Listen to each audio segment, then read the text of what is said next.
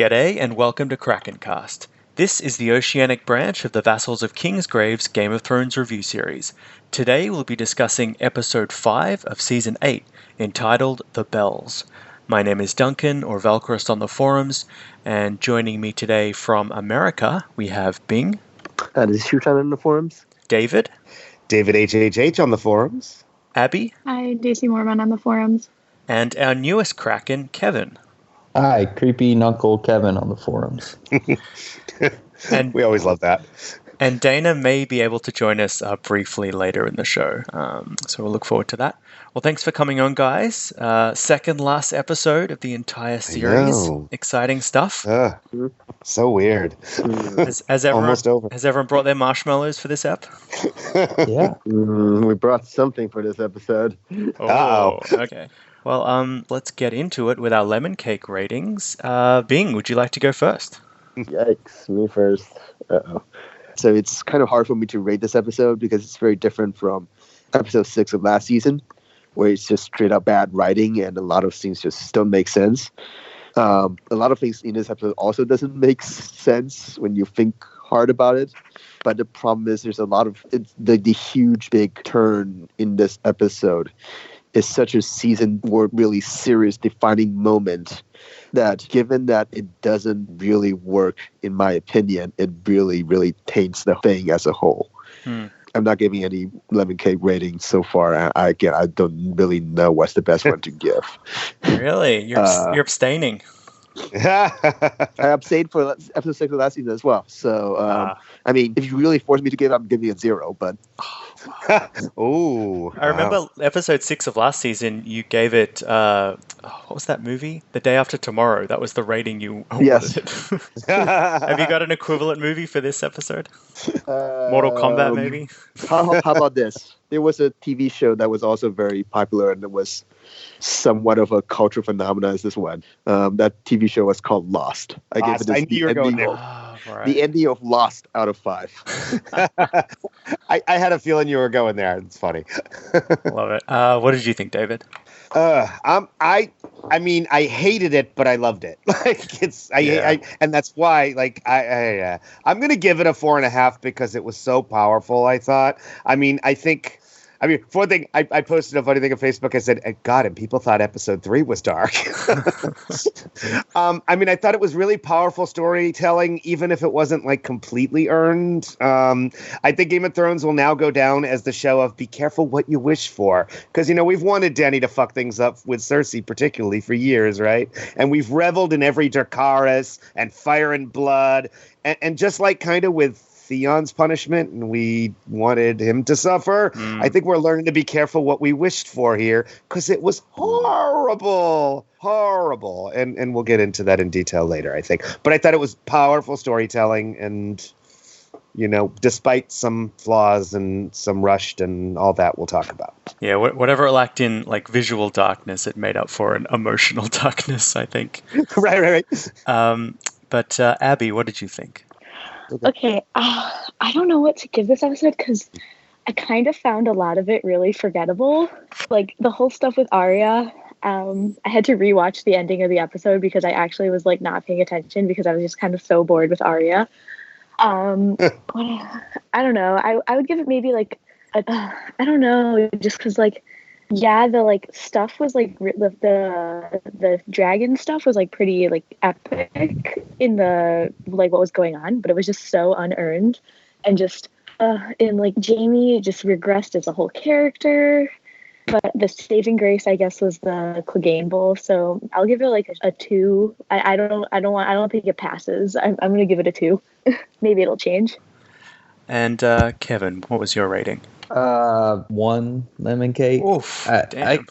I don't know. So this whole season, I think sort of my refrain has been, I understand in my left brain what they're trying to do. I understand the rational part of me understands, I guess, the plot point. I'm fine with Jaime regressing. I'm fine with the actual decisions. I'm fine with Arya killing the Night King. I'm fine. Pick the decision. I can see that it's justified. But every single one, just watching, I just am but why is that happening now? It's It's just something on an emotional level where I'm like, they didn't do the right stuff to get me ready emotionally. They didn't, whether that's Daenerys snapping or Jaime regressing, it just happens. It doesn't feel, and I even a lot of times I'm like, well, yeah, but they set things up this way or that way. But I'm like, but did they really? Like, it didn't work in the same way it has in the past. So it felt, not just rushed, but just that everything's just felt contrived in a way that it doesn't connect emotionally for me. Yeah, fair enough. I think I'm going to be the contrarian one. I really dug a lot of this episode. I think as a battle episode, I thought it was much more compelling and interesting than The Long Night. It felt like I had a much firmer grasp of how events were unfolding, where characters were located and where they were going, and what they were going through psychologically. It is a devastating episode, like you say, David, which, unlike The Long Night, didn't really offer anything hopeful or triumphant. Nevertheless, I thought some of the visuals were really powerful and even sort of beautiful in their horror. The main problem for me is, as you guys have alluded to, while I sort of like the idea of Dany's descent into madness, it didn't feel very well plotted or earned. As with previous character decisions, it just seemed to occur because the plot demanded it. Nevertheless, I thought it was pretty incredible television, and I'm going to give it 4 lemon cakes. Mm-hmm.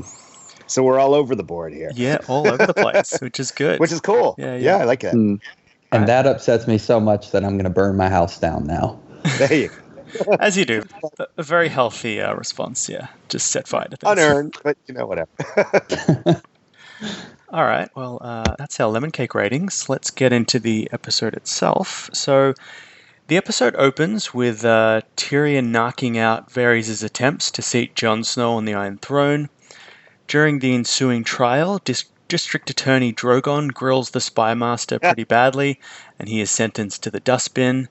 Dany is contemplating filing similar charges against the entire city of King's Landing, but Tyrion pleads with her to show them mercy. She tells Jon Starkarian that she'll drop the sentence to community service if he smooches her for a bit, but he tells her he's not really feeling this whole incest thing.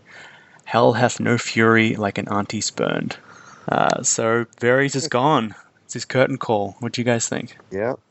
Did he get the letters out, do you think? Did he get any of them out? I don't know. Well, and will it matter at this point? He seemed to burn the one he was writing, but he might have sent other ones out. That may be the point of the scene, that he was basically sending out as much of that information about Jon's parentage as possible. Why did he take his rings off? I just I noticed that, and I was just curious about that. I don't know. Yeah, I didn't catch that. I didn't get that either. I guess because he sort of comes from nothing, so maybe he was kind of shedding the airs of being a lord and just returning to his sort of humble roots, maybe. And was he trying to poison Dany? Is that what we were getting there with his little birds that now can speak? Was that what it was? I thought he was just kind of keeping an eye on the situation, like sort of monitoring Dany's mental state. Well, because they did make a point of that she's not eating, but that could be either. Could be the not eating or that. Yeah, I thought that was more of a reference to like her mental state. Like, she's so distraught about Missandei's execution that she's not eating. Yeah, I think Varys still isn't totally sure, because even when he's about to be burned, he's kind of like, I hope I'm wrong. So I don't know if he would commit to assassination yet, but I think he was just monitoring how she was going. Mm-hmm. I feel like this whole Varys thing, starting from him taking Tyrion to see Daenerys, this whole thing just doesn't mesh with somebody like him, because he's the one who took the initiative to support Dany. Mm-hmm. But then all of a sudden they finally met, and all of a sudden and it's all just like, is she actually the right person for me to support? This just doesn't feel very Varys. It seems very quick, like it's basically happened in a single episode. And we haven't really seen Varys for a season, 2 seasons. We haven't really got an insight into his machinations. The last thing we see of him is huddled in the crypts of Winterfell while Dany basically takes on the army of the dead. It's a pretty amazing sort of selfless act she's doing on behalf of the realm. And then within an episode, he's plotting to dethrone her. It feels like you should have had a whole season to see this transformation in his character. Yeah. Well, I mean, I think that's the problem with all the stuff in this episode, in that I feel like if we'd had 2 more episodes between the Battle for Winterfell and now to build Dany's descent, Varys changing his mind on her, and all of that, it would have all felt more earned. And instead, we needed to get moving into the story. Maybe even like instead of these 80-minute episodes, if they'd done like, an extra 2 like 50-minute episodes, it might have felt a little more earned. But it was like, given that we're like, this all happened like 2 weeks ago, it's like, it just, I mean, as much as I liked a lot of it, it did feel rushed and it didn't feel earned. And with a little more time, they could have made it all work a lot better, I think. But I mean, that's one of the reoccurring people have been talking about that. But my question is, do they actually know what to do with the extra time to put in filler material, quotation mark, that would actually smooth this out? Right. Well, I would add too that Varys has been pretty two-dimensional in the show.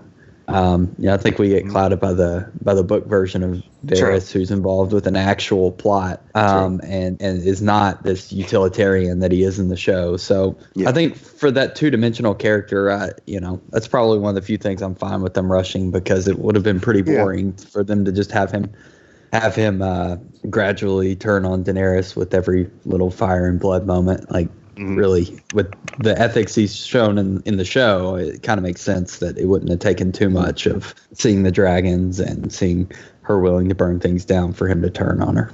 Yeah, I mean, I guess, but I mean, it repeats the same problem they had with Littlefinger, like these really subtle characters that are hard to sort of fully grasp their entire intention. They sort of just. In the last 2 seasons, they kind of just railroaded them into one particular way or another, and it just didn't. It feels like they lacked the subtlety to deal with such characters. I also feel like this whole scene felt like it was our biggest moment of foreshadowing of what was going to happen later in the episode.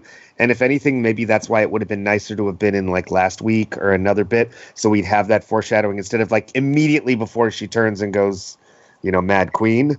I mean, really every single Dracarys we've had recently should have been a foreshadowing, but this one really felt like it, especially given so soon. I mean, I guess it fit in the episode, but I kind of just wish they'd put an extra one in between, and this had been in that episode instead of the same one.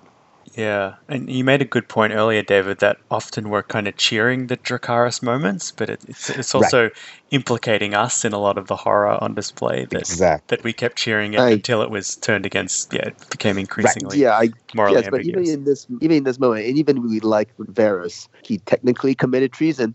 And I guess burning people alive, we still think that's horrible, but that's the execution du jour of Daenerys. And is that anything worse than cutting somebody's head off? I don't know.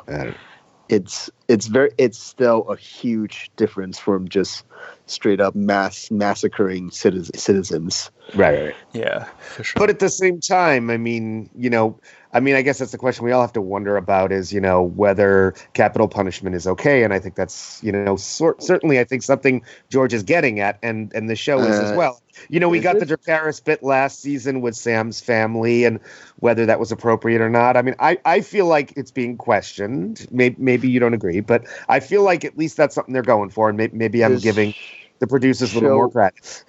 the show starts with Ned Stark beheading somebody because he has to. Right. I think we build to questioning moments. Well, no, but there's plenty of moments where that's sort of more of a triumphant thing, like Jon beheading Janos Flint. And I think we're slowly building to questioning that, which is, I think, what they're building to. I'm wrong. I think so, but maybe not.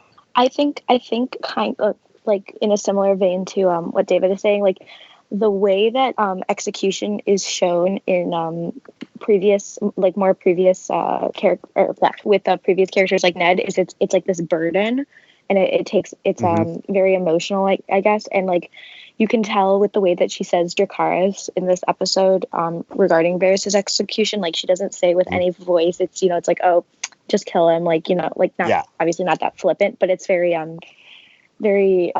robotic, I guess. Like she's not feeling anything. She's like, well, I just got to kill you because you don't agree with me anymore, so you're done. Whereas like you get characters like Ned, who he, like passes on and swings the sword. Like, it's like a big emotional toll. Like, after he executes that guy, he has to go pray or whatever.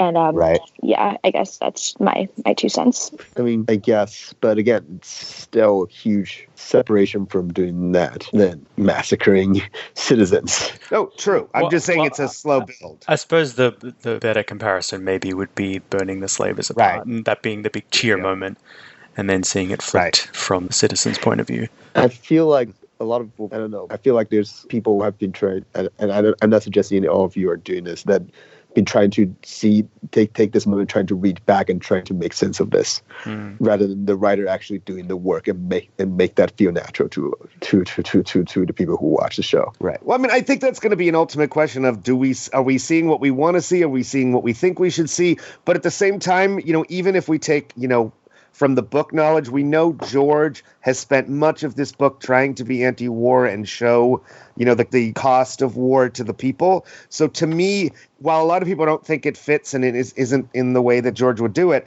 it feels like everything we get in here from Dany it feels like something George would do, and it feels like that's a message George would want to send. Now, I might be reading way more into this than either George or the producers mean, so that's always possible. But I feel like it fits with, we ask, like, will George do this? And we'll probably have that discussion later. It feels to me like what the kind of story he's been telling all along. We got a whole book in Feast of, seeing the terrors of what war does to people. So seeing Dany become the embodiment of that makes sense to me. One other thing I thought, maybe change the subject a little bit here, but also in the Varys stuff, I thought it was interesting that when Tyrion comes to tell Dany about a betrayal, Dany first guesses that it was Jon that betrayed her, which I thought was interesting and telling about her paranoia. And then as soon as he goes, well, no, it was that, he goes, well, then he blames Sansa for it, which basically means it's Jon's fault too.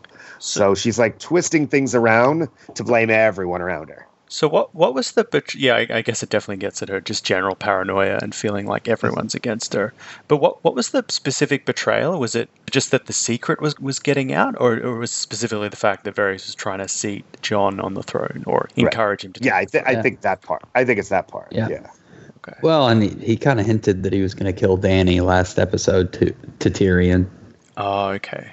And I guess it's meant to be tragic that he watched so many of the victims of the Mad King burn, and now he's being burned by his daughter.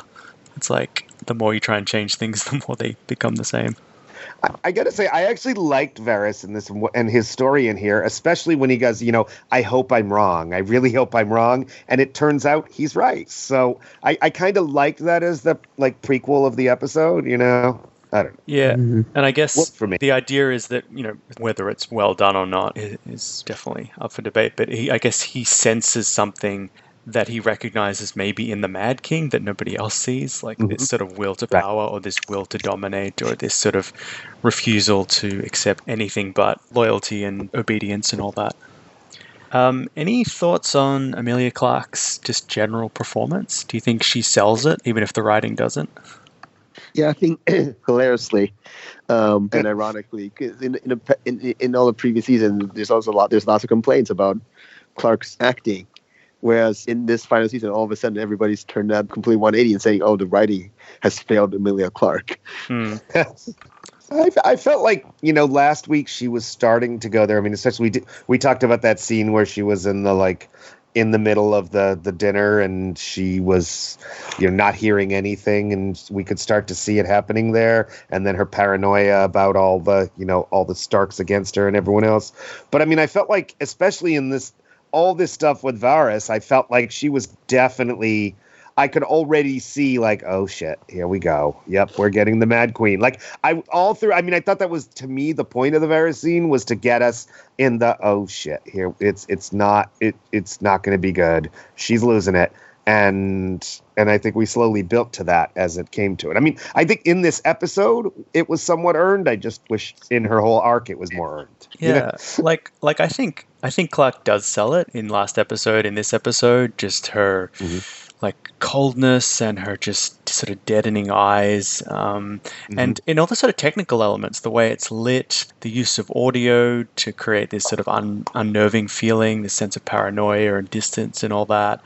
the draping in shadows, the sort of her alone on the throne and all that. Like it creates this impression of this growing or this burgeoning madness. But again, it's not really earned in any way in the writing. It just seems to come out of nowhere in like 2 episodes. Like she was fine like 3 episodes ago, and now like it's not clear specifically what did it. I guess it's the revelation about John and losing a lot of her men. Jorah maybe also losing her main confidant. Is it like trauma over the long night? It's not. I guess maybe that's the point. It can't be pinpointed to anything. But I guess the unfortunate implication is that it's sort of this genetic thing that she can't help becoming mad because she's the daughter of the Mad King, which seems to be out of nowhere and sort of almost offensive. But I mean, I think at the same time, I think she also, a big part of it is, I mean, she always had people around her and supporters, and in the last few episodes, she's lost everyone. You know, I mean, she's lost Missandei. In her mind, she's lost Jon now. She's lost Varys. She, you know, I mean, she's been questioning Tyrion all season, and rightfully so, we could argue.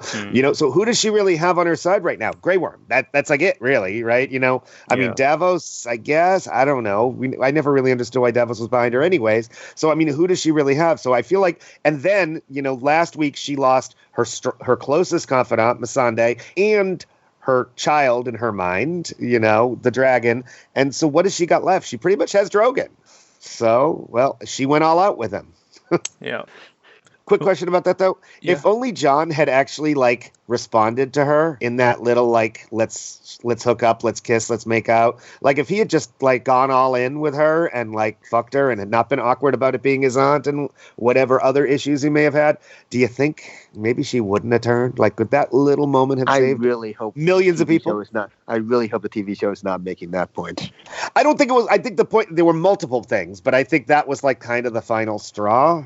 This is the other really lost Jon. That she lost not the fucking so much, but that she lost Jon in her mind at that moment. Like she's getting close to him. She's like, no, save me, be with me right now. And he's like, no, I can't.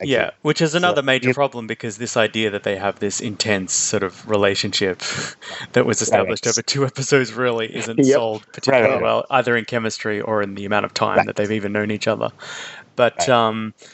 But yeah, this is the other really frustrating thing that a lot of her supposed dissent seems to hinge on this revelation about Jon, which could so easily have been avoided either by him just keeping it a secret, considering he doesn't actually want the throne, or he keeps telling everyone he does that he meets, or the fact that Sam and Bran told him this information in the first place. It just, I don't know, it's frustrating that this particular thread, which seemed sort of unimportant, or maybe it was prophetically, or we didn't really understand what its role was, but apparently its role was just a device to plunge Dany into madness, which feels really cheap. Okay, but let's keep going. So Tyrion learns that Jaime has been captured trying to re-enter the city. Apparently he was hailing a cab and accidentally used his golden hand, the only golden hand in the entire continent. Meanwhile, Arya and the Hound literally waltz through Dany's lines undisguised without a thread of resistance, further emphasizing Jaime's incompetence. Tyrion decides to free Jaime anyway on the condition that he convinces Cersei to flee across the narrow sea and pulls the city's surrender alarm on his way out the door. So, yeah, Jaime, not the sharpest knife in the drawer. I was surprised. Like, I genuinely thought he had different intentions when he abandoned Brienne and headed south. But no, he's just heading straight back there. So that was disappointing to me. Yeah, you all convinced me that maybe that was the case, but I guess I was right, and I'm a little disappointed. But he just can't quit. I think they give the writers too much credit. Yeah. Well, I mean, I honestly kind of like the idea that he looked for this better life, you know, with Brienne, and he realized, you know what, I've just done such awful things. I am a bad person, and he kind of reverted. It was almost like an addict, you know, reverting into his addiction to Cersei. Like, I kind of like it, actually, in a fucked up way. I realize that the Jaime fans are going to hate that it ruins his, you know, his redemption and all, but I don't know if you can redeem that much. Like, I don't mind that he reverted back to Cersei. I just wish that the writers hadn't had him, like, have sex with Brienne and then revert back to Cersei. Like, maybe the last episode, you know, they could have, like, he and Brienne could have gotten to the point where they were, and then he could have been like, wait, hold on, no, I need to go back to Cersei, because him sharing such like an intimate moment with Brienne, and then just being like, actually, like, I'm gonna go back to my sister because I actually realize I care about her more than you. It's so disrespectful to like the relationship built up for Jaime and Brienne, and just towards Brienne's character. And towards, I don't know, I wouldn't have minded if they hadn't been like teasing this like Jaime and Brienne helping Jaime with his like redemption towards being able to see himself as a good person, or not a good person, but being capable of good. The problem with a lot of character writing in this show, especially in the last 2 seasons, is that almost characters almost get flattened into sort of short summaries of who these people are, and that they can never advance out of that shell. Like Jon will always be honest and tell the truth, no matter what kind of situation it is, even though it's completely dumb politically for him to say this or that. Jaime will always revert back to Cersei, despite all these different things happening to him in his life. The fact of Cersei betraying him for Euron Greyjoy, and refusing to even fight on the behalf of humanity against the dead. Even to these sort of extremes, Jaime is always still going to revert back to Cersei because he's Jaime. That's who he is. But it feels like characters cannot just move out of the show. It's not so much of lack of character progression, that character progression isn't even possible in this world, which that's a frustration. I guess as someone who isn't a huge Jaime fan, I mean, I like the character and whatever, and I like his arc. I kind of like the idea because in the real world, you know what? People do think, hey, maybe I can get away from this awful relationship, and they'll try something else, and they'll either cheat or they'll try a new relationship and realize, no, I can't do this. And I think that happens so often in the world. I mean, how many people go back to someone who beat them or someone who was horrible for them or whatever in the real world? I think that happens all the time. So I'm not so sure that's, I mean, we want him to grow and we want him to be better. But how often in the real world do people just not grow and don't get better? If that's what they're going for with his character, then they need to show that. They need to put in a lot more work than they did into writing his character than what they have done. I feel like personally the motivation for it was seeing Bran and the whole like, no, I really did fucked up shit and I'm not better than I want to be better, but I'm not. To me. Maybe, again, I could be reading into it, but I think that's what they were going for, and it worked for me, and it didn't work for other people, and that's fine. But I think we've just got a new Kraken emerge. Dana, are you there? Yay! Yeah, from the depths. From the smoky depths. Yes. Very true. I am having my pre-work cigarette, and on the Jaime and Cersei thing, we also completely and this is a writer's fault as well. We completely forget that they're twins. Like, how much I dislike the entire Jaime thing after having almost 24 hours to digest it. You know, they are so tied to get together. Like, it's not just a romantic relationship. They came into the world together. They'll go out of the world together. And maybe it wasn't, Jaime knew Cersei was going to die and he couldn't live in a world without her. Maybe. Yeah. I still didn't like it. I still didn't enjoy it. And big middle finger to that writing. But yeah. I think that's true, that it might not have even been a sense of him wanting to go save Cersei, but literally just wanting to go die with her because that bond was so intense. But again, we might just be giving the writers too much credit. Right. I don't know. But Dana, did you want to give your lemon cakes for the episode while you're here? I'd like to thank Vikram for reminding me that this existed. I give it a bowl of brown. Oof. Damn. Wow. Tough crowd. Good. Yeah. Well, this sounds like the internet's Welcome. very torn over this all around. I am so sorry that I was so very wrong, and I'm sorry that I was excited, and I let down other vassals with my lies and hopefulness, and I let down myself, and I am sorry. I was so wrong after episode 4. There. I just want to be right here. I just want to say that I didn't want to be. I really liked your ideas last week, but oh well. It's okay. No one is wrong here except for Dan and Dave.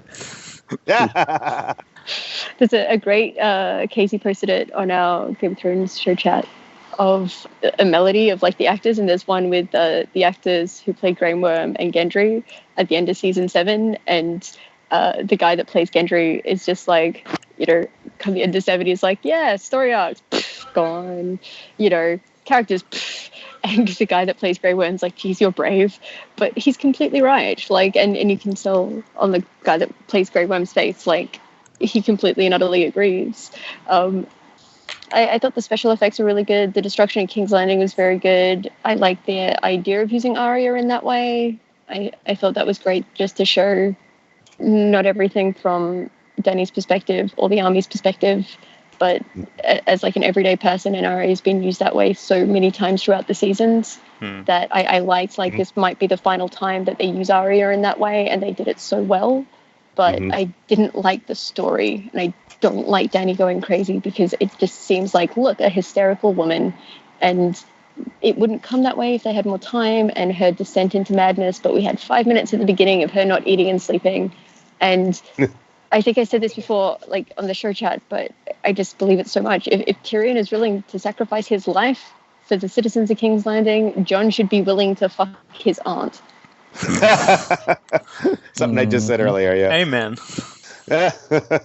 Or at least just have a conversation. Like, can they... Right. They've talked like 5 times. I'm like, or I don't know how many times, but I'm like, can you just, like, one of you acknowledge that you're related? Like, just... Yeah, they've never actually said it, ever. Yeah. Dany doesn't care, though. Targs don't care. I mean, she thought she might end up marrying her brother, and that's how she grew up, so, Yeah, like, honestly, just how, like, you have this thing where Targaryens marry their siblings. Can you not just have one moment where Jon is like, you're my aunt, and Dany be like, yeah, welcome to the family. Get in here. I didn't mean it like that, but I meant like a hug. But just with Tyrion and Jaime, I was surprised that Tyrion is still trying to get Cersei out alive. That he doesn't want her dead, even after everything she's done. That, like, I don't know what it is, whether it's the kinslaying thing or whether it's just they don't want Tyrion to appear too bad of a character, but it strikes me as really odd that he's still defending her after she's been, like, so unremittingly evil and homicidal to both of them. I mean, she threatens to kill both Tyrion and Jaime at the end of the last season. That's what I thought was going to finally break the spell, but no, they're still sticking up for her. Hire someone to actually kill them both, remember? Literally 2 episodes ago. It's insane. Right. Where is Bronn? What is he up to? Is he ruling the Reach? Right. He said he's going to take some time off now and wait and let them do their shit. Okay. But yeah, I mean, it is weird, and I feel like this is definitely one of the differences between Book Tyrion, and because I don't think Book Tyrion would do this. So, no way. I think that's going to be different. I got to say, though, speaking of Book Tyrion versus Show Tyrion, I feel like, I really loved that last scene between Tyrion and Jaime where he's like, you're the only one who didn't treat me like a monster. You were all I had. And I got to say that scene had me bawling and I loved it. And one thing I thought of is that I feel like this is one of the reasons they left the Tysha reveal out of the show, because I don't think that scene would have worked if that whole Tysha thing had happened. I don't know about that, but I do think the scene was really sweet. I thought Dinklage was really good, and I do think it was a good echo of that last scene in season 4 where Jaime helps Tyrion escape from death, and it's kind of like a reverse of that where Tyrion's helping Jaime escape, and he's even telling him go down to the dock and escape the city, and yeah, it was a sweet farewell. I did like Jaime's acting at the very beginning, because that was a face of someone who's resigned to shitting in their pants again. He's like, yep. I'm tied to a post again. It's a living. Done it before. Yep. Yeah, I mean, it wasn't the best plan, but none of these plans are very good, and they just seem to pull them off anyway. King's Landing seems to be the least secure city in the world. Anyone can get in or out, whatever they want. Well, they didn't pull it out because they didn't get out. I'm surprised that Jaime got captured. I thought it was pretty easy to get to, back and forth across Westeros unimpeded. He lost his right-hand glove. That was the problem. Right. Like, he had it at the beginning when he went to, like, Winterfell. He must have lost it there, so he was, like, trekking down without his glove. But then he had it again in King's Landing. Yep. Yeah. The Night's King torments us from beyond the grave. There you go. Stole that glove. All right, I might move on to the next section. So the battle begins with the Mother of Dragons celebrating Mother's Day by obliterating the Iron Fleet while her army surrounds the city. The Golden Company strike an impressive pose, but are immediately demoted to the Participation Trophy Company in a tidal wave of flame. Jon and Grey Worm lead the charge through the breach. Eventually, the Lannister soldiers, trapped between a rock and a hot place, lay down their arms in surrender. So what do you think of the start of the battle? Just watching the Krakens get wiped off the face of the earth in about 2 seconds.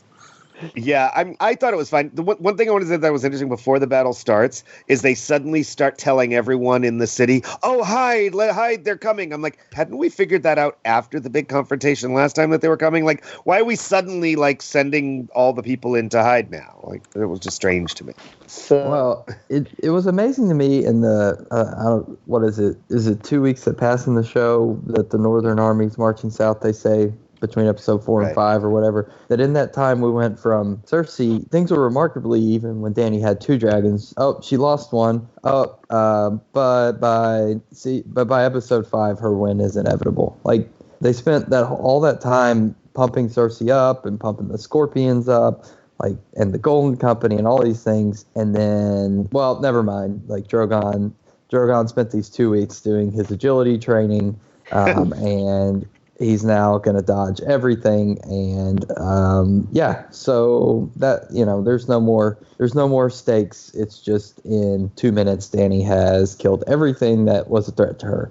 I mean, it's always tricky to try and apply like military strategy when you've got like magical monsters in the battle. The point. But I think I didn't have a problem with the surprise attack simply because it was a surprise attack. So if she knew what was happening, she would have had a plan. But I don't think she's even encountered. I guess she's heard about the Iron Fleet because they messed up the other Greyjoys, but she wasn't aware of these Scorpions were in production. She's seen one of them, but now they suddenly have like 50 of them that can be reloaded within a second. So that kind of made sense. It didn't really make sense that she didn't.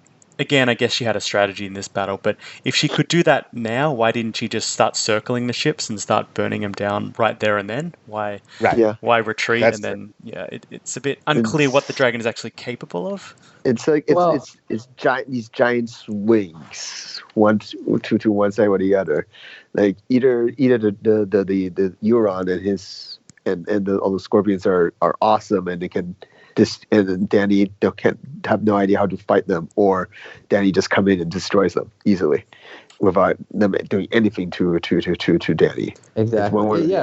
Yeah. I mean, for me, I try not to get too heavy into detail. Like, I know a lot of people are mad about the Cove thing, and I was like, well, they kind of showed him undercover in episode 4. So, like, you can get into that level and get frustrated.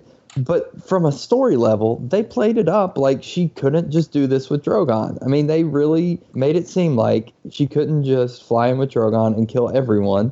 And then she flies in with Drogon and kills everyone. Like, that's not good storytelling. And it's not like, and it's not even in the way of like, well, when the leading up to the Red Wedding or with Ned, where you were like, no, they're not really going to do it. No, they're not really going to do it. But like they kept telling you they were going to do it. It was like, no, they told you she can't do it. You can't do it this way. It's not possible. Things are in favor of at least equal with Cersei and the Scorpions. Just kidding. No, they're not. Like that's my issue with it. It's just why did you build up Cersei so much and then it's just nothing? It also begs the question, why is this even an ethical dilemma for Dany and co? She could have done this without hurting a single civilian. She could have just done this, weeks ago.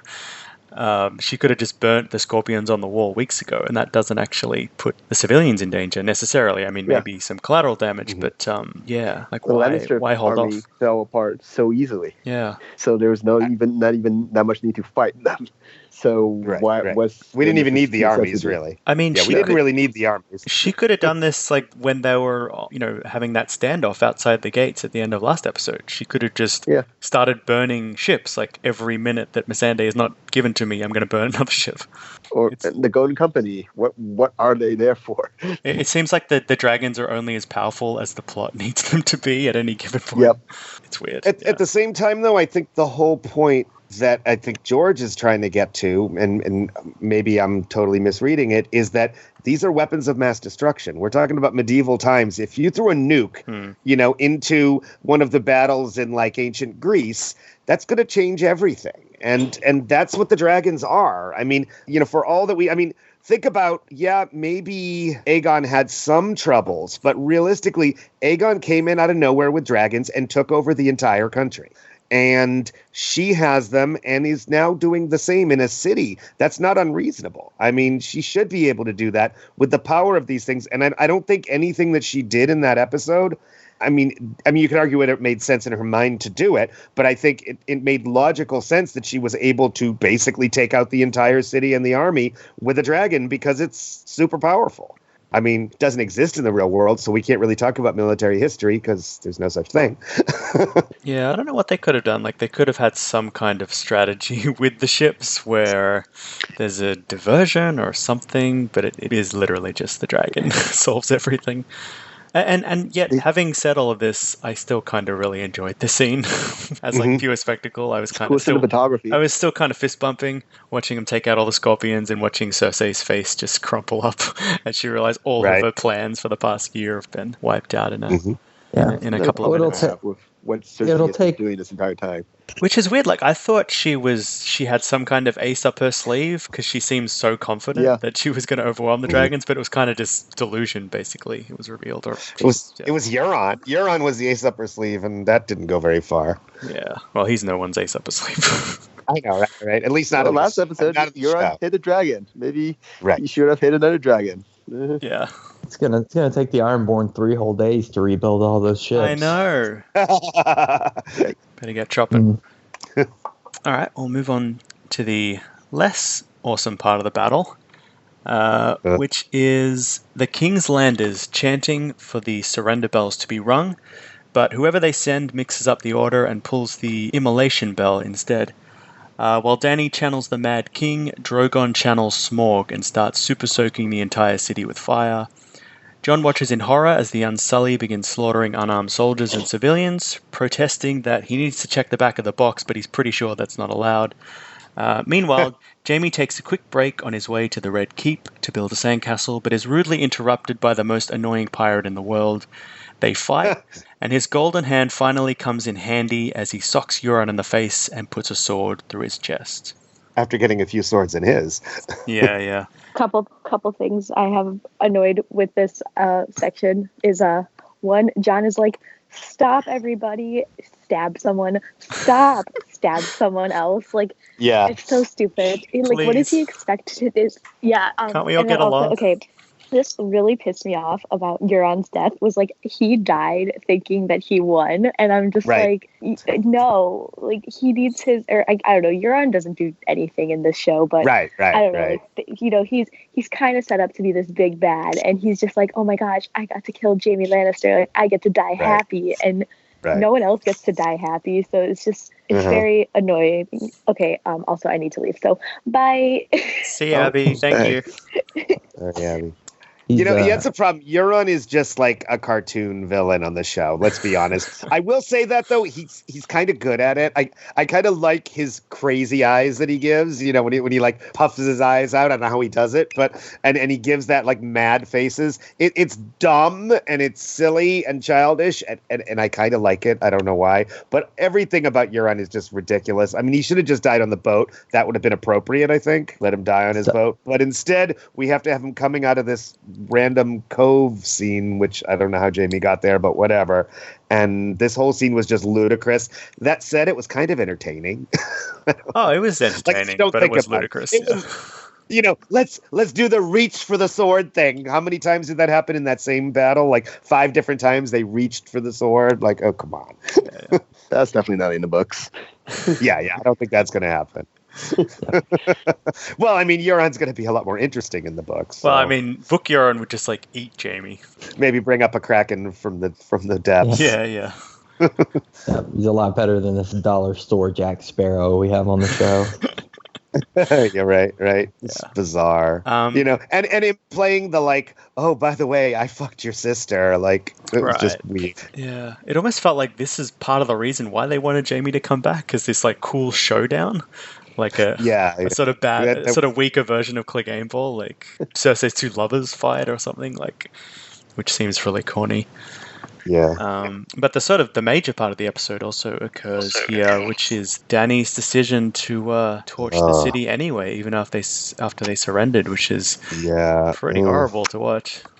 Yeah, I was actually crying through this. I was just like, oh no. They went there. Oh, Dany. Oh, God. And then watching all the horrors around, it was just, it was horrible to watch. Which seems so unnecessary. Like, you could have it be ambiguous where they don't get to ring the bells and she's not sure what's happening because she's so high up, but they very clearly surrender and she burns them anyway. And Grey Worm seems to be in on it. Like, it's almost like they had a decision beforehand. Like, if they surrender, kill them anyway, which it just seems such a huge leap. And it seems, it just seems so way too far for a character that we've known or we've been connected to for so long to make such a leap. Think back to season 3 and season 4 when she was freeing Yonkai and Marine. And like the very last scene in season 3 where she's carried around and people chanting Misa, Misa, Misa. Right. Yeah, I don't think she's going to get the same treatment at the end of this battle. It's not going to be white savior Dany. Yeah. So if you want to be mad about this episode, just watch those behind the thrones things, because literally the explanation was that she saw the Red Keep and thought of everything her family had lost and it set her off. And I was like, that makes no sense. I was like, what? So she saw the thing she's wanted her entire life, realized, like, here's the bells, which means she's got it. It's hers. Now let's go destroy it. Like, what? Well, not only that, but if she saw the keep, why didn't she go for the freaking keep? She didn't, like, if she'd gone straight for the keep and then, like, taken out the keep and Cersei, like, that would have made sense. I'd have been okay with that. Like, you could, there'll be some collateral damage, but at least that makes sense. You're taking out, like, the seat of power there. Yeah, it's more efficient. It's more effective. And, hey, you actually get a city to rule at the end of it. Right. Crazy. Makes no sense. It's just pure destruction. Can I step back for 1 second, because I have one question that I don't understand? Who actually rang those bells? Who did that? Like, did Jaime actually tell someone to? Because we didn't see it. No. Did Tyrion tell someone to? Or, like, who made that decision? Because it's theoretically should be Cersei's to make, and she didn't. So no, what Tyrion says, Tyrion just says that's the protocol if the city is surrendered, so it must just be a soldier doing it. But, like, who gets to make that? I don't get that. All the soldiers threw their swords down. I mean, they were doing all that artistically, so I'm just assuming so there was some chain of command. Yeah, some Lannister captain or some, City Watch captain has just told someone, go ring the bells when he sees everyone else surrendering. It's just, I guess my thing is, like, they show that scene and Dany, like, the bells ring and you see this sort of look come over her face of, like, I've done it. Like, that was my initial impression. And it's like all the stuff that's been stressing her out, really, a lot of it comes back to her identity as queen is threatened in a way it hasn't been in a long time. And this moment is King's Landing, which she says herself, like, it doesn't matter if every other kingdom's pledged to me. I need to take King's Landing. I need to sit on the Iron Throne. This moment is her getting that, and then she just goes off. And that's not even consistent with the Mad King. Like, the Mad King didn't burn people who came up to him and said, "You're the king, you're awesome." Like, he burned people that he thought actually did things to him. Like, well, it turns out, it's not paranoid if they're actually plotting against you, right?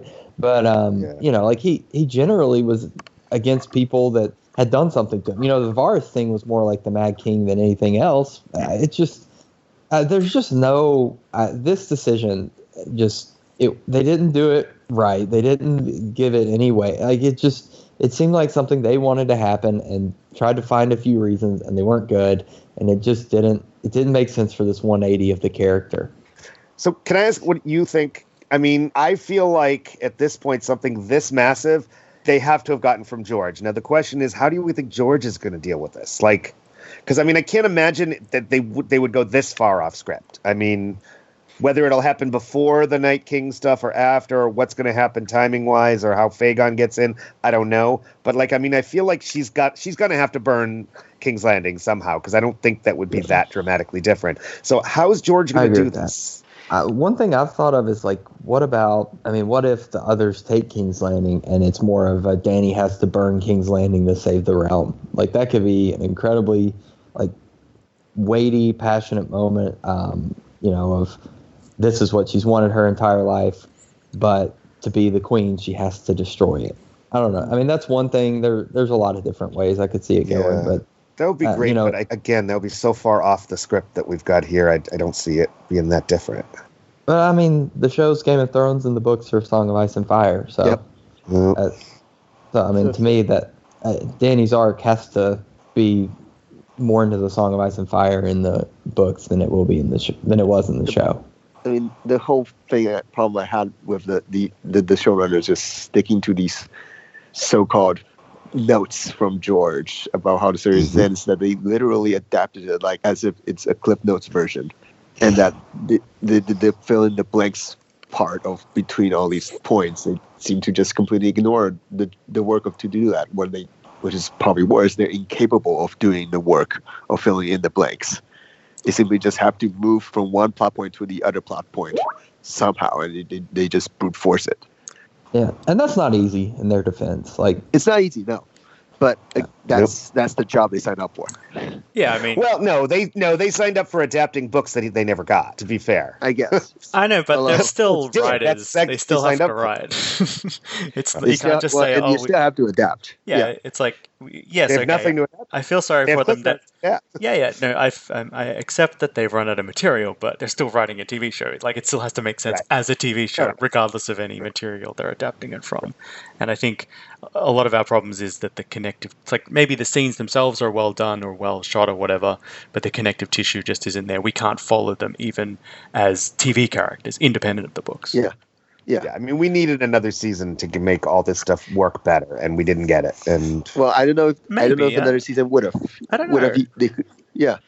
They've not shown us anything that they're able to even create those connective tissues. Yeah, I mean, I feel like they could have been doing this earlier, this descent. Yeah. I mean, I guess maybe there's a few nods to it last season with her burning prisoners and blah, blah, blah, but it, I feel like they just didn't plot it out well. They didn't seed it early enough, or I don't know. I guess it's interpretation. Maybe some people did see it coming, some people didn't. Yeah. Just like we've even had theories in the books from like where we were 3 seasons ago was where we are in the books. We had people in the books already theorizing that she will become the Mad Queen. I mean, so it's not like it hasn't been does there. A much more better job of creating the scenarios. It's not so much even like whether there are hints or foreshadowing within a TV show that this is what's going to happen to Dany. It's that the triumphant moments of Dany is so overwhelming that this shift feels manipulative. Yeah, so like season 4, we get a scene of the slavers like nailing children to crosses, and that's like outrageous to Dany. So what happened in the last couple of seasons that makes child killing okay now? Yeah. Right.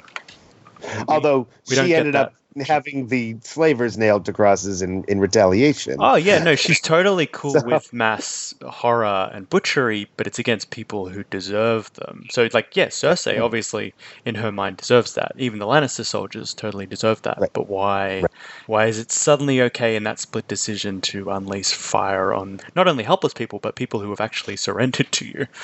Yeah, I mean, that's another level from. Yeah, that's another level from.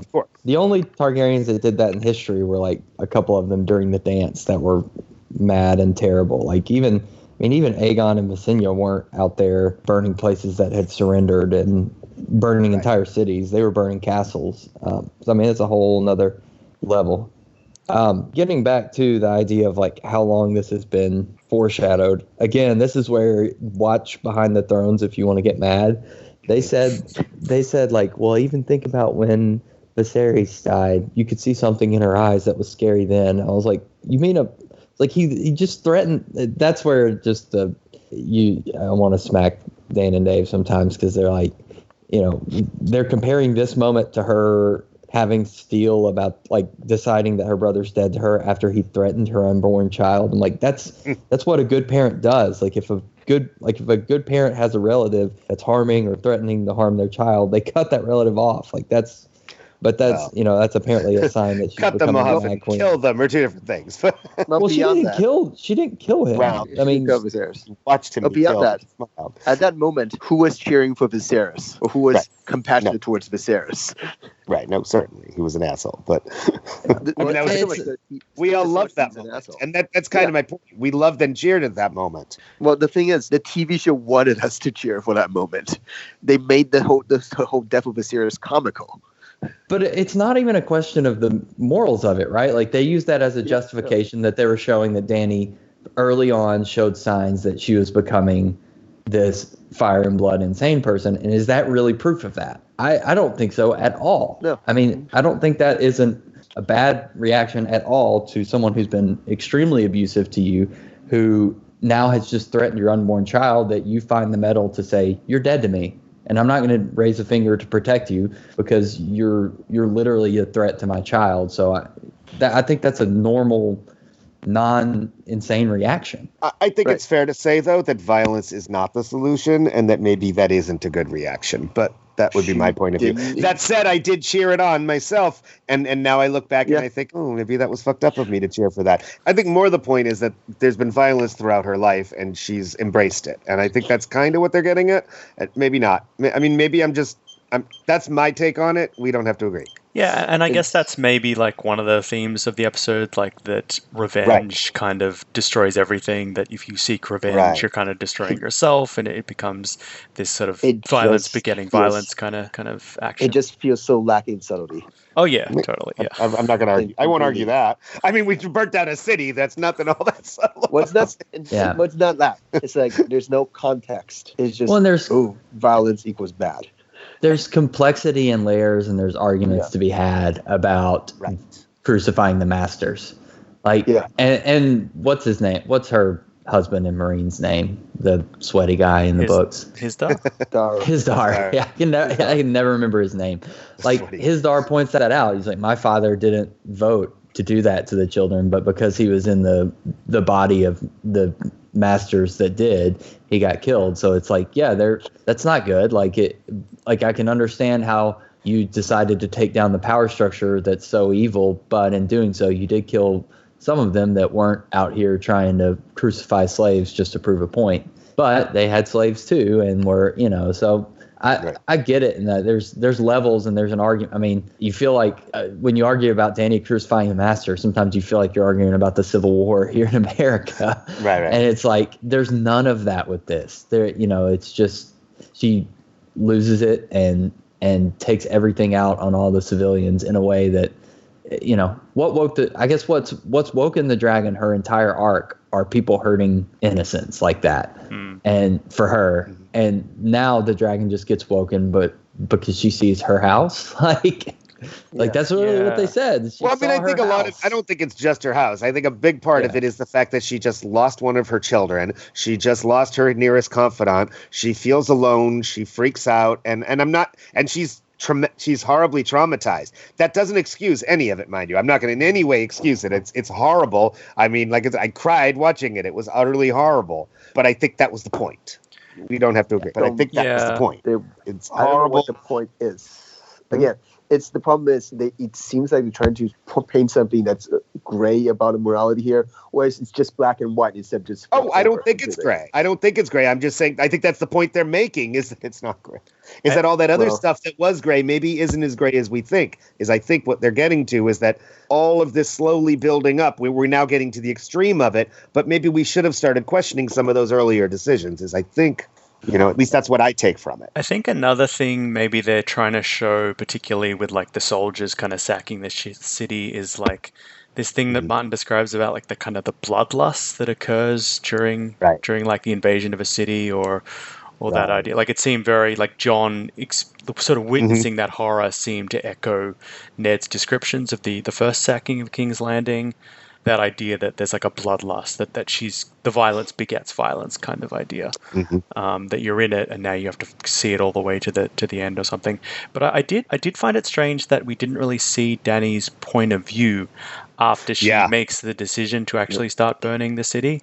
It's like it's almost like we leave. She almost goes into this kind of robotic mode, almost like this trance, and we sort of leave her point of view at that point, and she's just like a pure kind of force of nature, which was very disturbing. Yeah, we don't even see her in the last few minutes of the episode. Yeah, we just see her in the distance, kind of as a dragon.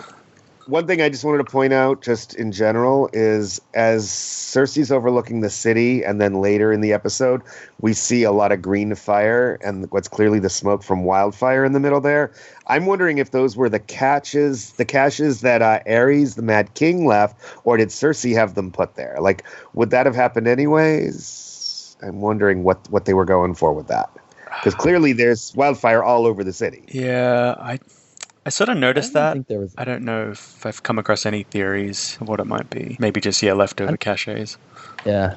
I didn't think there was that much. I thought it was just kind of a nod to the Mad King. The whole Mad King wanting to burn everything with wildfire was that they had some of those green explosions. That's the tissue they've been trying to create for the last few episodes with her. Mm-hmm. Yeah, I mean, it was all over. I paid more attention the second time to little details as I was watching just now before this recording, and there were a whole bunch of green explosions all over the place. Oh, really? Okay. Yeah, all through, like, from the moment she starts, burning, after she gets the army, once she gets into the city, everywhere you look, there's the red fire from Drogon, but then you'll see a little green in the corner and another green explosion and one over there. There were a whole bunch of them, which I thought was interesting.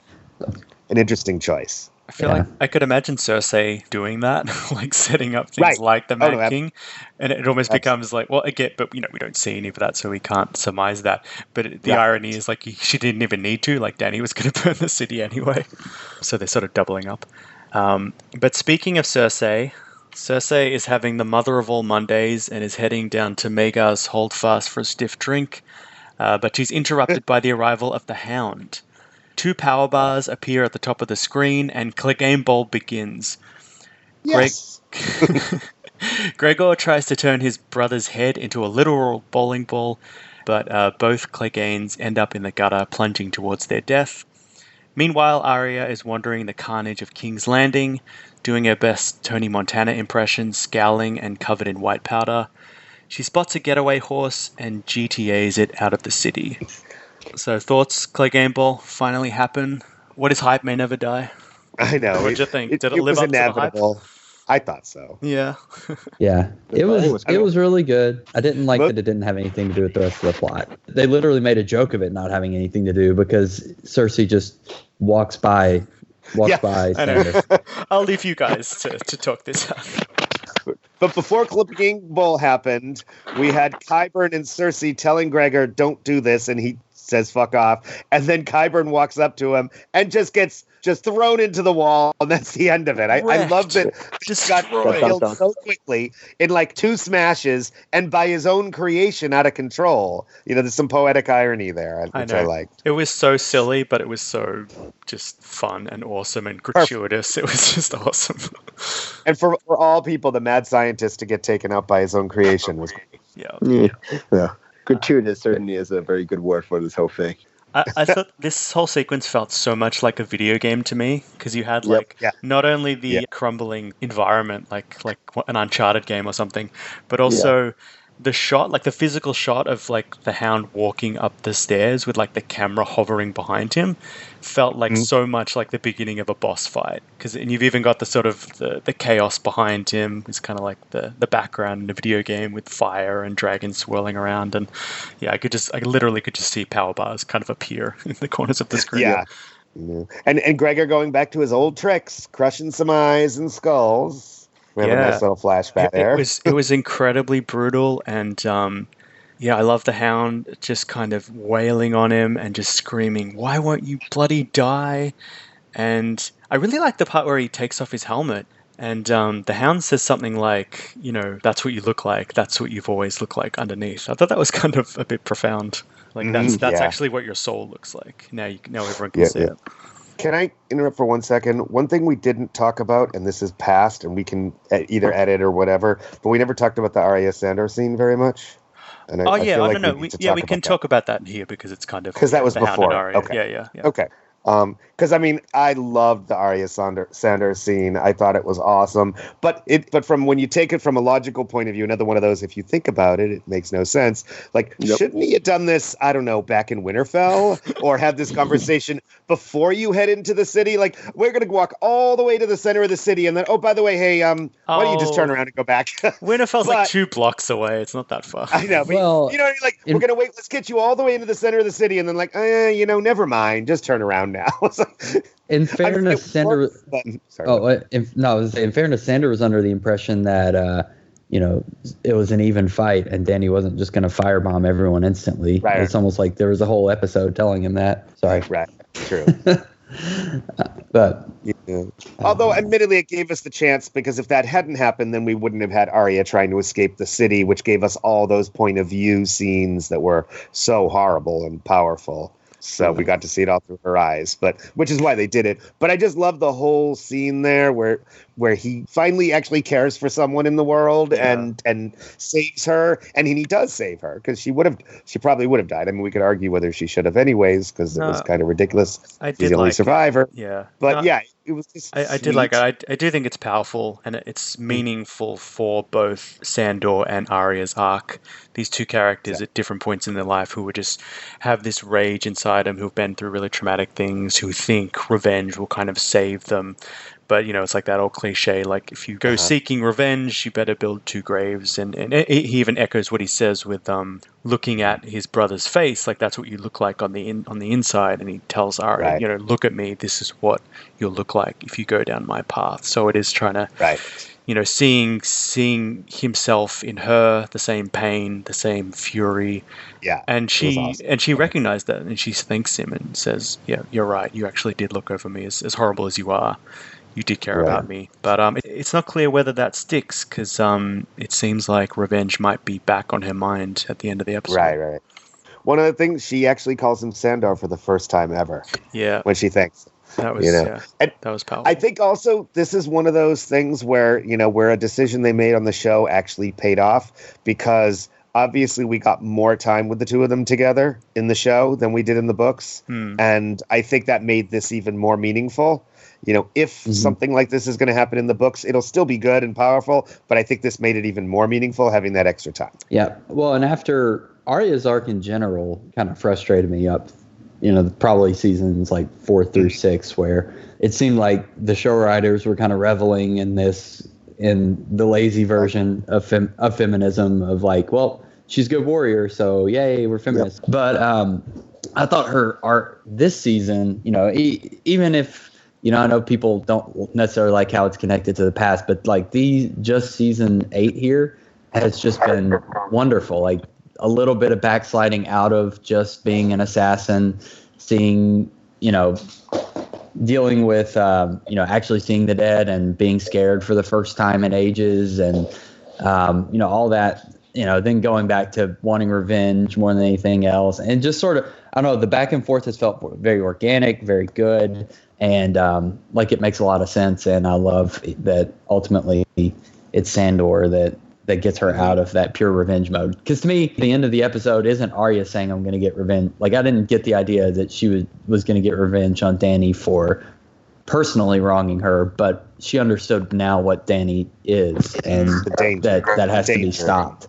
That's interesting, yeah, the idea of not a personal revenge, but a kind of an attempt to right wrongs or punish evil, or, maybe a broader utilitarian idea of what's right. Yeah, I mean, these are some of them, but these Arya's scenes, I think, are some of the most striking images of the episode. Right. Her sort of running through the chaos and seeing the suffering of the small folk, and getting the real cost of this battle, and the cost of Dany's decision was so important to see.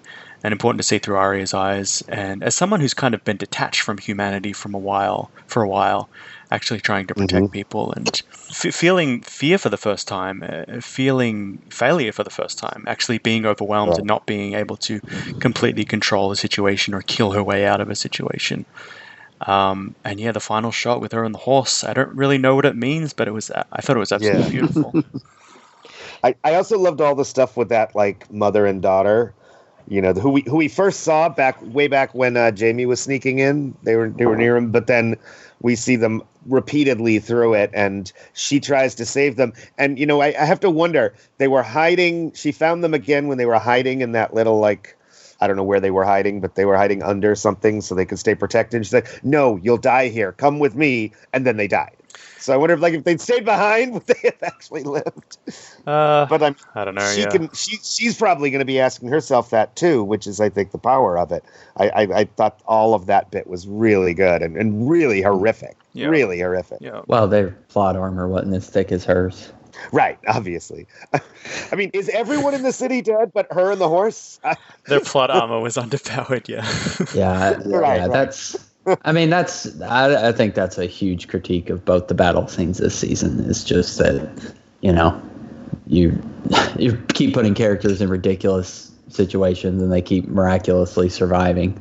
But I think the plot armor wasn't as bad in this episode. Like, it felt like people were genuinely in danger and they genuinely died, and we saw a lot of death and carnage, and it was much more disturbing than the Long Night, I thought, because the Long Night, it's kind of these mystical monsters, but here it's humans doing incredibly inhuman things. You see the cruelty that human beings are capable of, even characters that we've loved and followed for so long. It hits you way harder. Moving forward with Arya, it would be very very much part of her back and forth with being a faceless man or not, that if she's kills the last dragon lord and dragon. All right, yeah, the Braavosi legacy, yeah, defeating the Targaryens or the Valerians. If that's what happened. That's the question, yeah. So she's had this revelation with the Hound about where revenge leads you. But do you think she's going to seek revenge for this event? And is that where she's heading? Or is she heading for another, is she trying to escape? Is that the point of the horse, that it's like this kind of deliverance? If she takes out Dany, is that revenge, or is that, look at what a danger this woman is and her dragon, how do I protect the rest of our country and our world from it? I mean, I don't think that's necessarily revenge in that case. Yeah, I agree. She's not doing it just because she's pissed off. She's doing it because, fuck, if I don't stop her now, she's going to do this to every other city in Westeros. And I think also, if we go into those point of view characters, I mean, I think that in terms of point of view in the city, I did like Jon also. It started, I mean, before we got Arya doing it, we got Jon doing it, and I liked him. I liked him. You said it was weird, and it was true. Like, wait, don't do this. Oh, wait, let me stab this knight. Let me stab someone.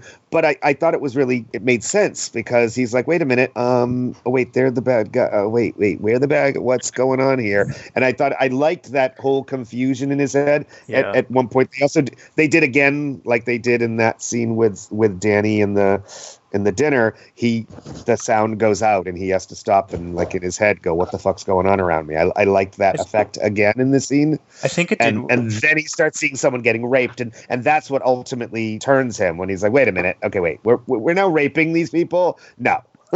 I think it did work, just the general chaos of it, because it showed you, it's almost like things are now in motion that you cannot sort of stop. Like, you've committed to this, and it's kind of this dawning realization that you've backed the wrong horse, or you've committed to something that's ultimately destructive. And even though he's trying to stop it from happening, it's everyone's away. The battle's begun. All you can do is survive, and just the whole aesthetic of the battle was incredibly chaotic and suffocating. You have a lot of scenes of people just packed together or being pressed against doors, and you have this sort of thick fog or this thick kind of ashen haze that really, you can imagine the suffocation of that. So it's just it all creates this sort of sensory experience of the horror and the confusion and the disorientation of war. The ash and all that kind of reminded me of some of the reports of Pompeii and what that would have been like, with the fire, which is probably the closest real world occurrence we have to this. And some people have mentioned the ash as being very, very similar to the vision that Dany has in the House of the Undying in the show, where she's wandering through the ruins of the Red Keep, and it seems to be snowing, but it could also be ash that she's created, that she's wandering through the ruins of the city she's destroyed, like it's a vision of her own madness or something. Again, though, might be giving the show too much credit. I don't know. Right. But it's a One beautiful problem image. with at this point is I kind of just feel apathy towards the whole thing, Yeah. given the problems of the writing already up to this point. Oh yeah, totally. And I think you've explained that very well. Yeah. So Yeah. I've sort of, to me, I sort of appreciate individual moments, or I can appreciate Right. like technical elements or acting, even if it doesn't work as a whole. But the only other thing I wanted to mention was the sort of demise of Jamie and Cersei, Right. this sort of I was the just end gonna of go this there. kind of infernal romance that kind of consumed the story. In many ways, led to a lot of the horror this story precipitated, and is now ended where it began, with them in each other's arms. Right. Did you notice, by the way, that their reunion was in that same map room that we've seen a few times, where she made a lot of her plans to do stuff, and that was also the same room that Arya and Sandor said their farewell in? Yeah, this kind of new kingdom that they thought they could rule together, and is sort of crumbling around them. Crumbling around. Again, very subtle, yeah. I know, right? And I loved her tears at seeing him. I mean, I wouldn't expect that from her. I don't know how much of it is just I'm fucked up now, I'm upset, or if it was genuinely for seeing him. Yeah, wasn't clear, but she seemed actually concerned that Jamie was hurt, which is probably the first time she's shown concern for him in years. It's tonally it was weird, because it's like, yes, we hate Cersei, but it felt like there's very little triumph in her demise. It felt more tragic than anything, especially because we're losing Jamie as well, someone we actually care about. Yeah, it was just kind of sad watching them die together. Mm-hmm. Well, this made me think an interesting question. When she asked Jamie not to let her die, save our baby, was she using that to try to get him to save her, or was she really genuinely concerned for the baby? Because even in the end, is she manipulating him? I'm not clear. I don't know what. Both, a little of both. I mean, he's there to save her, so he doesn't. Right. She doesn't need to manipulate. I think it's just finally. I mean, the show really loved. I think they even added that scene where Tywin says, "No, I don't mistrust you because you're a woman. I mistrust you because you're not as smart as you think you are." And they've. Right. I mean, that was sort of when they told us what they thought of Cersei for the show, and I think that sort of turns out I guess is the end of her life. Is she thinks she has a chance against Daenerys, and apparently doesn't at all. And she played a gamble that did not pay off very well. I mean, because if she had not killed Missandei, maybe this wouldn't have happened. I guess the idea was like Cersei was willing to do the things that Dany wasn't, and she was hedging her bets that, Dany was about love and mercy and protecting the small folk, and that she would never attack the city while she filled it with civilians. But that gamble didn't work out to the misery of all. But you mentioned Pompeii, David, and I kind of got inklings of so when they're together, huddled together, and the city's kind of collapsing around them, I kind of got inklings of that scene in season 5 where Jorah's like reciting that poem when he and Tyrion are going through the ruins of Valyria. And there's that poem they have about like the lovers like looking into each other's eyes while Valyria kind of fell. Like kind of. That's true. I got flickers of that. I don't know if that's what the showrunners intended, but I can imagine maybe that sort of being echoed in the book if a similar scene occurs in Martin's version. Did you notice also that as everything crumbles and Jamie's as nothing else matters, only us, that then the Reigns of Castamere was playing? Yeah. Which I thought was appropriate. Yeah, there's a lot of sort of distorted musical themes. So you had Dany's theme also, but it was very heavy and sinister and down-tempo. Mm-hmm. And then they played the Reigns of Castamere over the closing credits as well, which I thought was kind of cool. Right, yeah.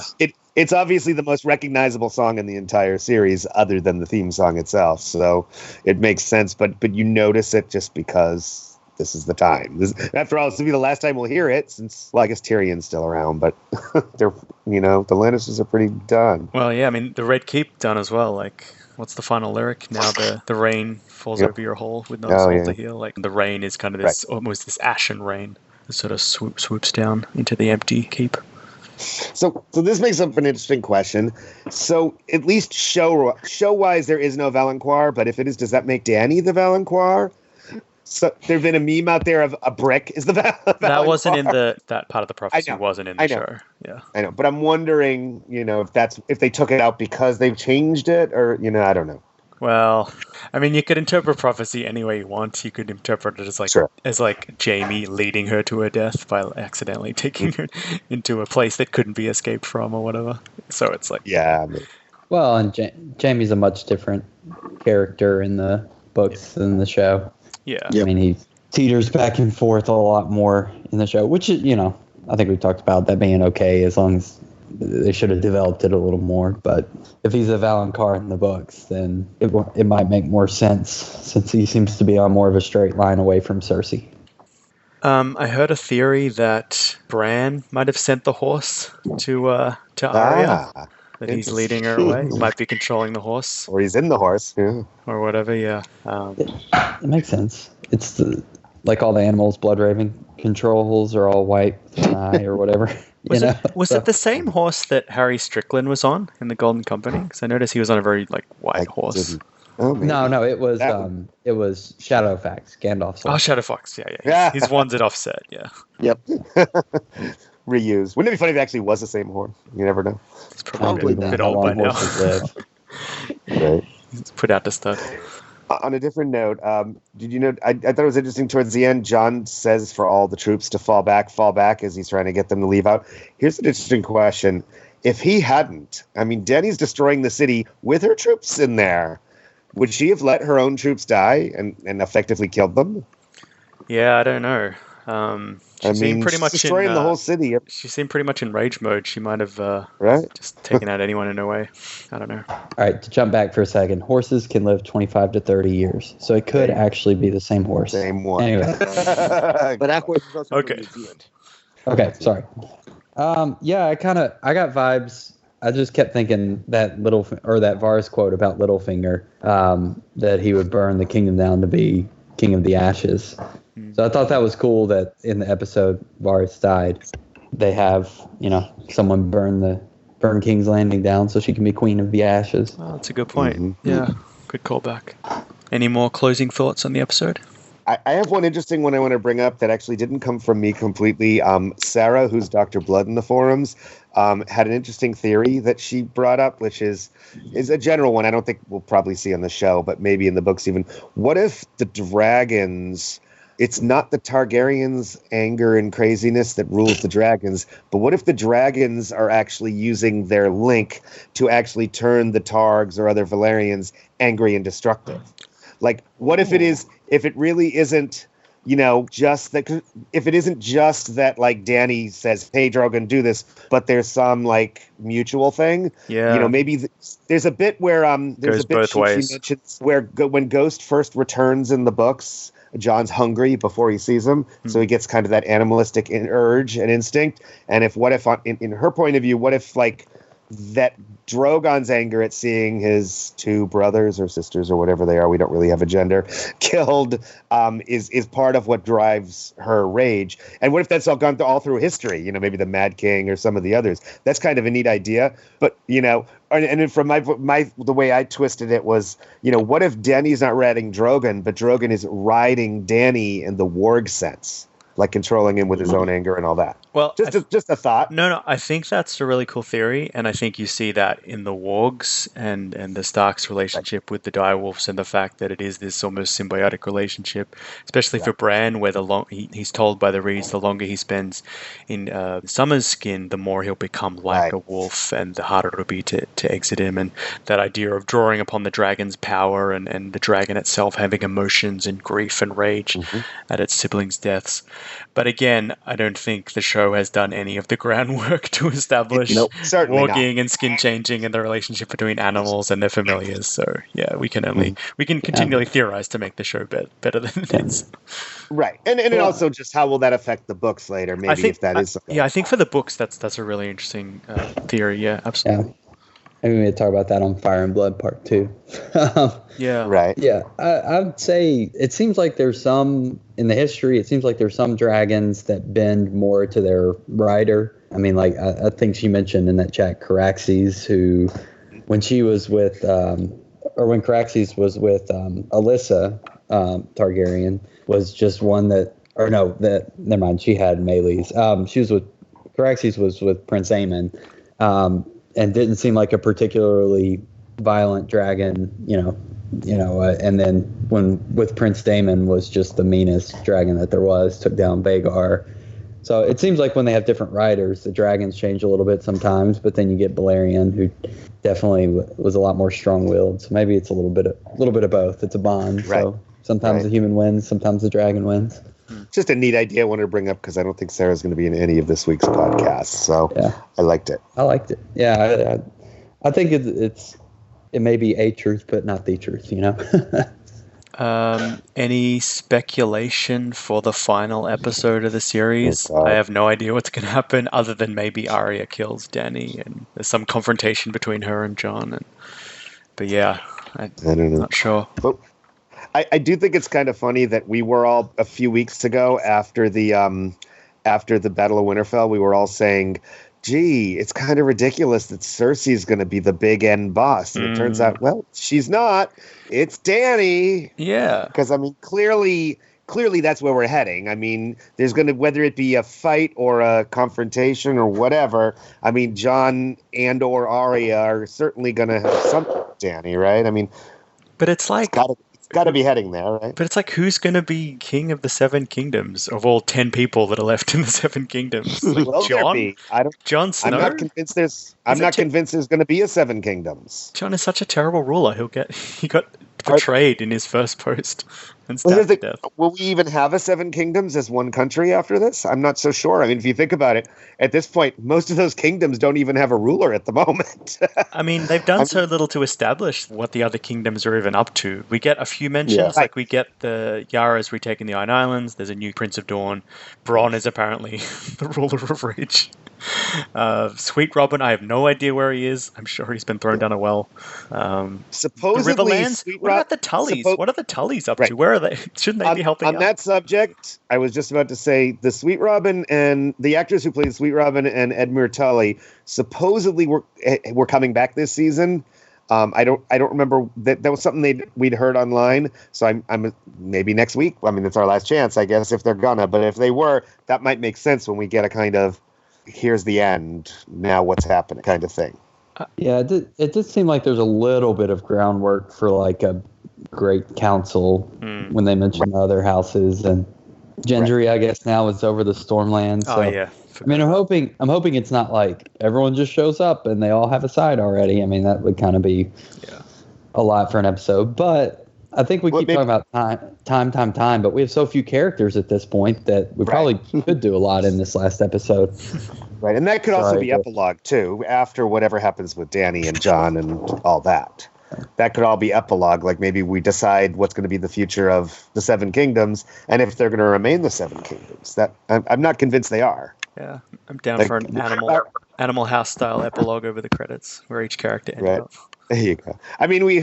We've been saying the big question we've all been wondering for years in both the books and the show is who's going to be on the throne, and a lot of people have theorized there won't be one.